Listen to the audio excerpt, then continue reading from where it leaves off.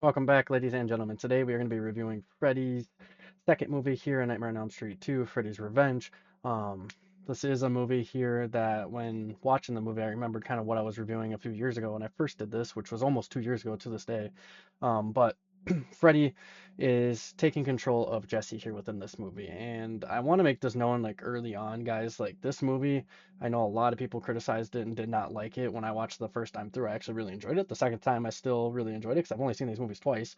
And now like moving into it, it's kind of giving me the possibility of changing out my order because it did fall to like fourth or fifth on my first run through of these movies.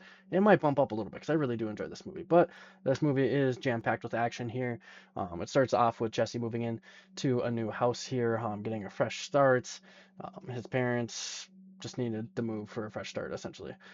Jesse goes through some issues right away, seeing some paranormal like type activity because of Freddy, and his parents just think that's due to him moving out there, being stressed as a new kid, all the typical things that you go through as you move from one town to another. Because I know firsthand from, my young times, like, it's kind of hard, like, moving from one school to another, making new friends, kind of figuring those things out. But um, during this time, Freddy utilizes that because there's a lot of, you know, fear involved here in Jesse. So he's using that in the dream world.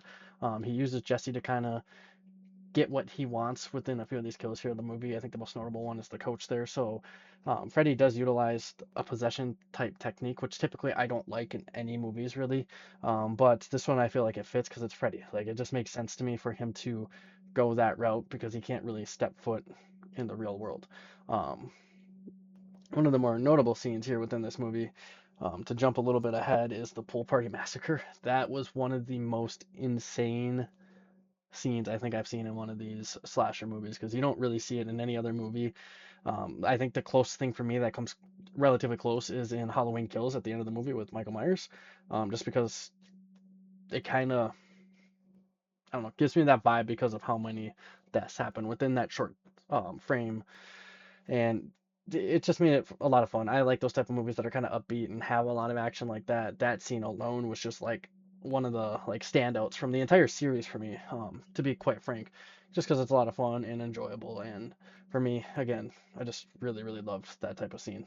Aside from that, there's a few other kills like towards the end of the movie.